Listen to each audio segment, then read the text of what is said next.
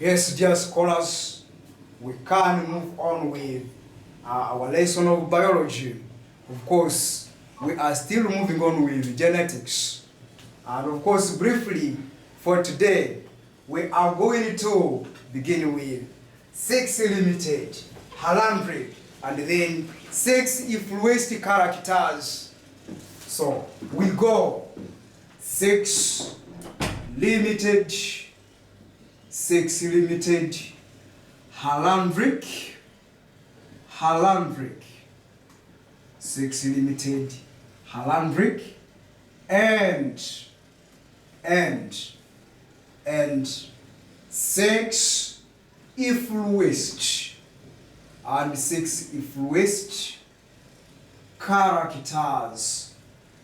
sex-influenced characters, or traits.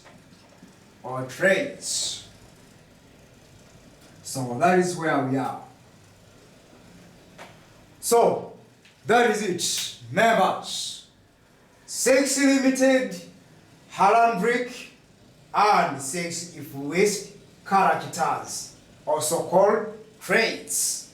So that is where we are. Now, of course, briefly, we shall begin with sex-limited characters. Sex-limited characters. Sex-limited characters. So, what are these characters? So, we know that they are characters which can express only in a single sex and do not express in the other sex. So, we have male sex and female sex. So, what happens is that some characters express in males and then the other ones express in females. Or some characters express in males and do not express in the females. And therefore, those characters are regarded as sex-limited characters. So now, such characters, of course, include the sex. We have what we call the sex characters which are expressed at puberty. So we say these are characters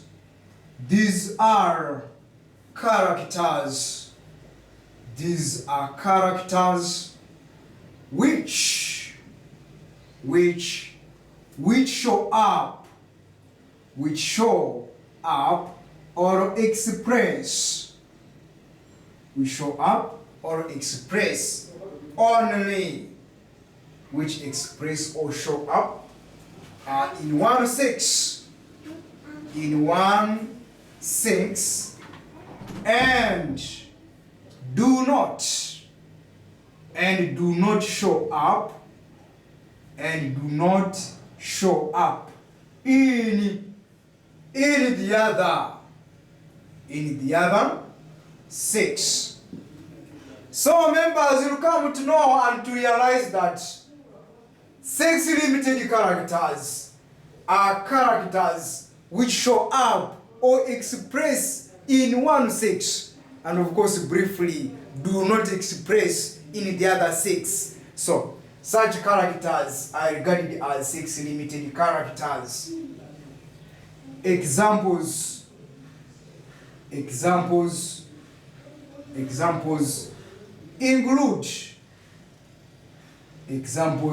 include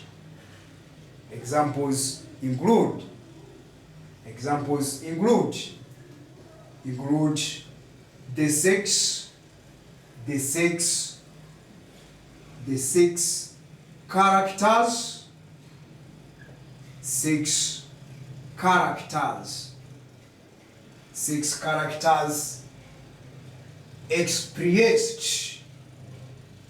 sex characters, experienced at puberty, at adolescence,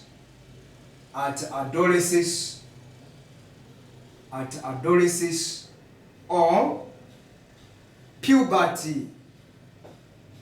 Puberty, puberty, such as, such as, such as, such as. Then one, we have soft voice, soft voice, soft voice. The other one is breasts, breasts, breasts. Menstruation, menstruation, menstruation in females. Menstruation in females. Sex characters expressed at adolescence, of course at adolescence or puberty, such as soft voice, breasts, menstruation in females. Then the other ones are deep voice, deep voice, deep voice. Then we have beards, beards. Then wet dreams, wet dreams, wet dreams in males. Wet dreams in males. Wet dreams in males. Those are some of the examples, of course, briefly, of the sex-limited characters. Now, we can talk about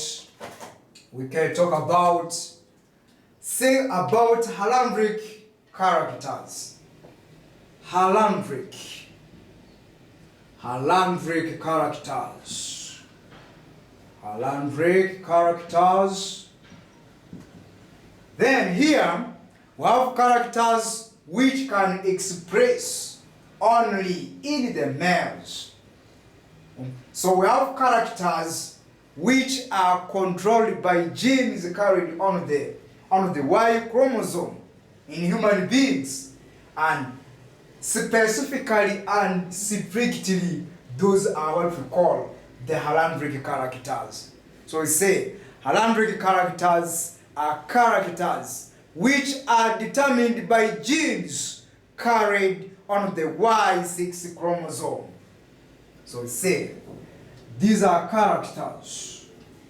These are characters. These are characters determined by genes, determined by genes carried on the Y chromosome, on the Y chromosome, on the Y chromosome, on the Y chromosome. Examples include examples include examples of Haulandric characters include. So what are they? One of them is the size of testicle in males. Size of testicle or tests in males. Tests ought to be of reasonable normal size. They have to be of a reasonable normal size, not very big and not too small. So now here we shall have size of testicle, size of testicle in males, size of testicle. But of course we know that they are the males who possess the tests. So we can just leave it at size of testicle or testis. Then the other one is hairy ears. Hairy ears.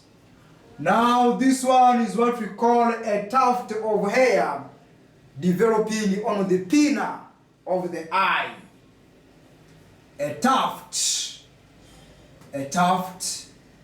of hair, a tuft of hair, a tuft of hair arising, a tuft of hair on the pinna, on the pinna, on the pinna of the ear, on the pinna of the ears. Now, dear scholars, will come to know that within the human population, we have individuals who have hairy ears, individuals who have ears with hair.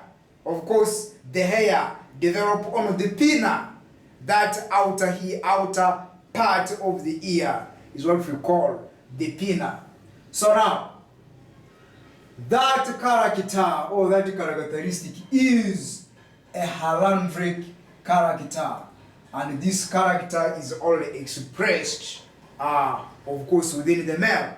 Of course, briefly, there is another character which was discovered, of course, in what we call a Porcupine man in London, a Porcupine land in England. Now, this man was found to have very brittle, very hard hair on the ears, and so that character was called Porcupine ears.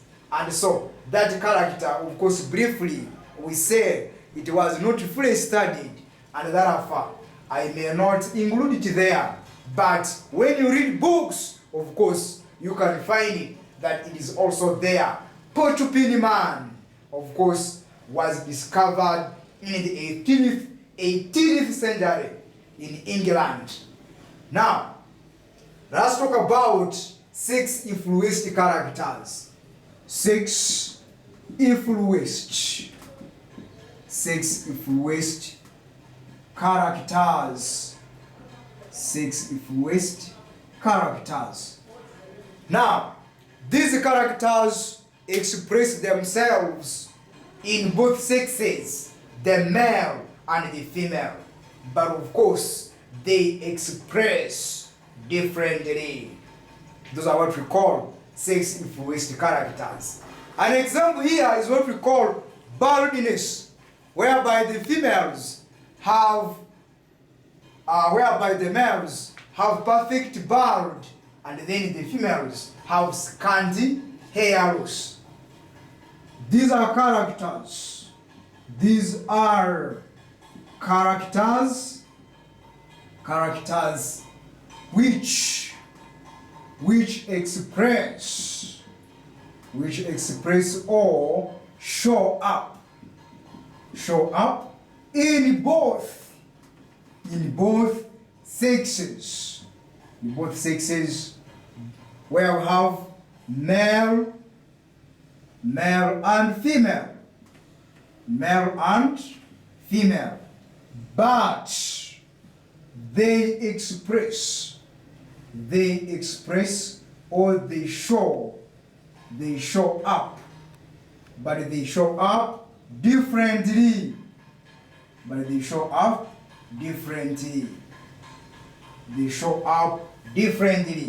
E.g., baldness, whereby males have perfect bald, whereas women or females have scanty